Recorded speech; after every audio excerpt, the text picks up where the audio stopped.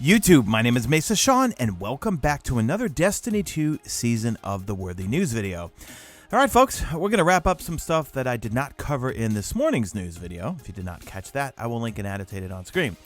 We're going to go over the This Week at Bungie, but then also Bungie. So the This Week at Bungie just hit, and boy, wait until you see what they're doing with the power level and how we will get our power level up.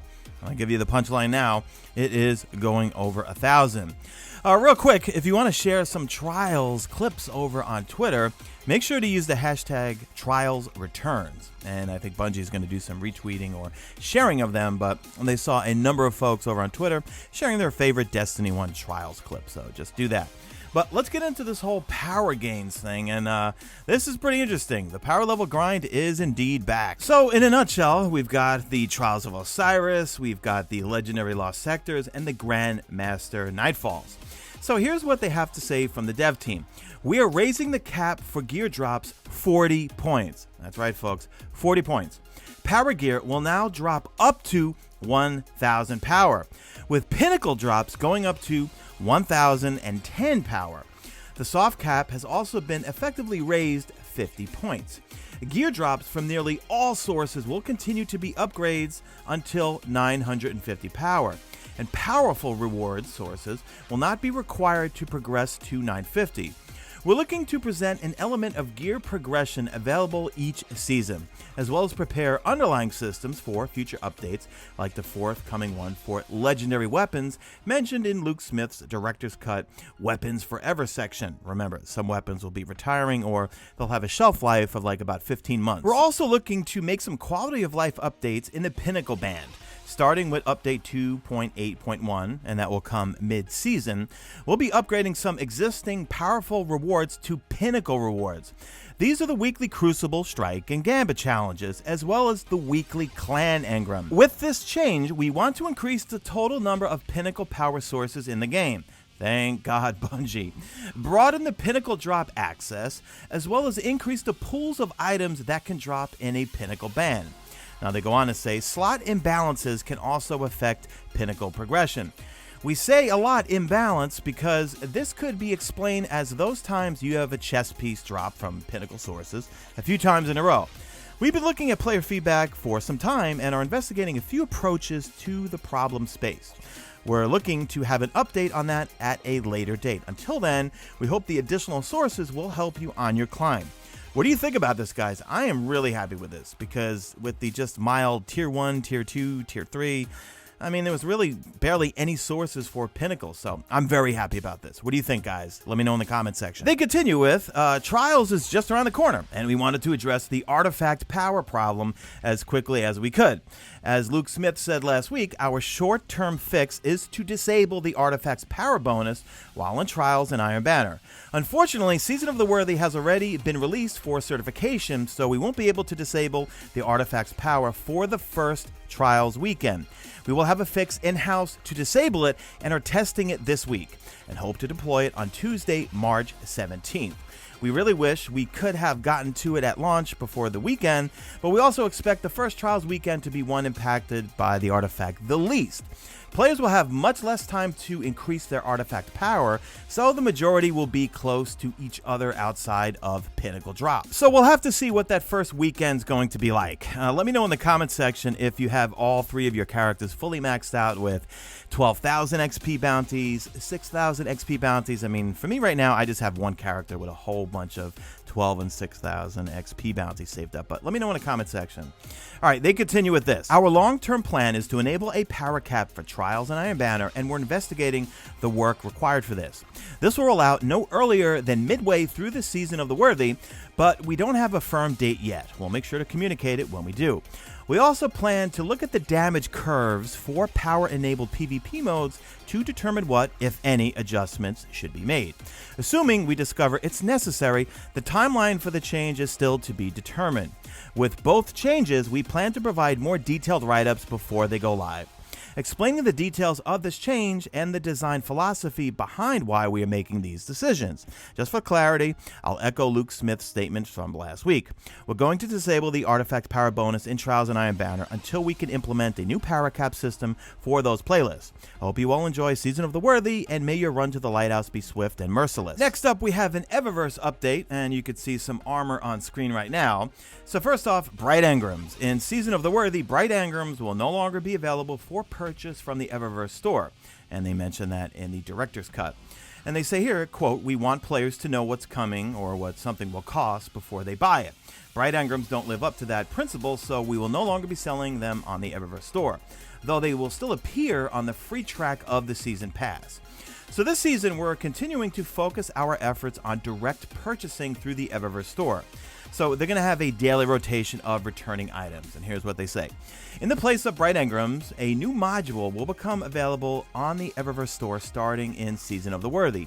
This daily rotating module will feature one item for a small selection of ships, sparrows, ghosts, and finishers that were offered in previous seasons.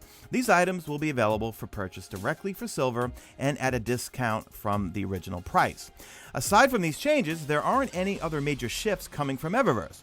We'll be monitoring the conversation throughout the launch and beyond, and we'll be sure to update you before any large changes come. Now, they give us a preview besides the armor set, and again, what do you think of the armor set? I think it looks okay. And then also we see a couple of the new finishers that will be coming to the Eververse store. Let me know what you think of these finishers in the comments section. Next up, we've got some huge changes to exotic armor pieces, and that's going to be for the Hunter, Titan, and Warlock. Yeah, a lot of things are getting some changes to them. So let me just kind of go through this verbatim as to what's happening. So let's start off with the Hunter. For Assassin's Cowl, the invisibility and healing effect now triggers on powered melee, both against combatants and also guardians and finishers. The duration of the invisibility granted by this exotic increases based on the tier of the enemy defeated. Arc Staff no longer will activate this perk. Moving on to the Frosties, they changed the ability regeneration so that it no longer will stack multiplying itself with other class ability energy generating perks. Khepri Sting, all smoke bombs will deal 150% damage while wearing this exotic. Orpheus Rig, the maximum amount of super you can regain from this exotic with a single use of Shadow Shot will be 50%. Young Ahamkara Spine, they're increasing the explosion radius for trip mines by 14%. Moving on to the Titan exotics, first for Ashen Wake. Killing an enemy with a fusion grenade while wearing this exotic now refunds grenade energy. The amount of grenade energy refunded scales based on the tier of the enemy you killed. The Antius Wards. The shield created during a slide no longer allows chip damage through. They also say for Doomfang Pauldrons, they fixed a bug where Doomfang Pauldrons would sometimes grant super energy from melee kills while in your super. All right, I'm a little bummed out about that one. All right, Dune Marchers. Increase the radius of the static charge to 20 meters. It used to be 12.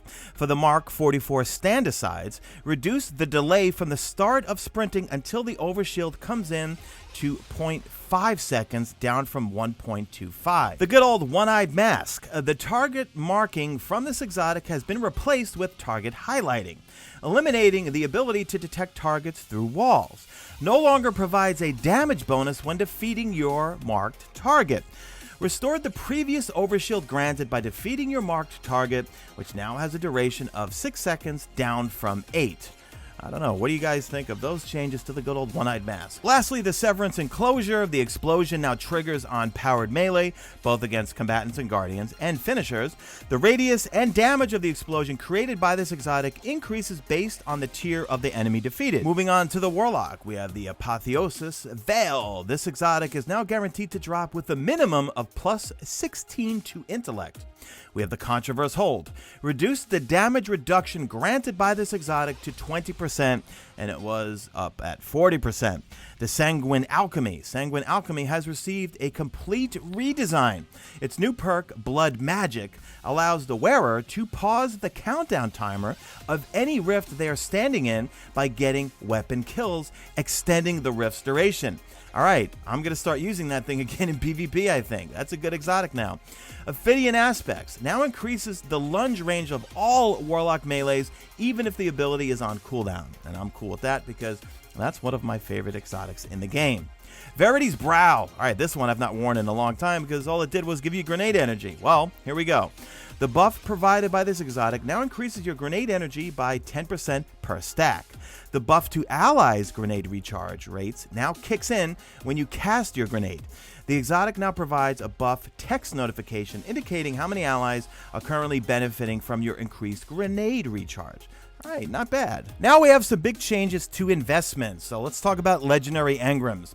They're increasing the number of armor sets available from world drops to 11 sets, up from 3. This will include Faction Rally armor. Players who own previous Faction Rally ornaments may apply them to these sets. Several sets that were previously unavailable or extremely difficult to acquire are now available as world drops. All right, I like these changes. Now, armor stats. Prime engrams will now more reliably drop armor with higher overall stat rolls and spikier distributions. Thank you, Bungie. Thank you. Exotic armor will now more reliably drop with higher overall stat rolls. Okay, thank you again. And lastly, legendary armor now has an improved chance for receiving higher overall stat rolls, though stat low rolls will still be present. So that's going to do it for the video, guys. They're also making a few UI changes, but I will leave the full This Week at Bungie in the description, because if I go through that, we're going to be here for another 10 minutes, and I know you guys hate long videos, and I don't want to keep you guys here. So leave me a hashtag made it to the end if you did make it to the end, and do me a favor, drop a like in this video only if you see fit. Follow me on Twitter at Mesa. Check out my stream, usually know it's on YouTube, and that's it. I am out of here like Vladimir.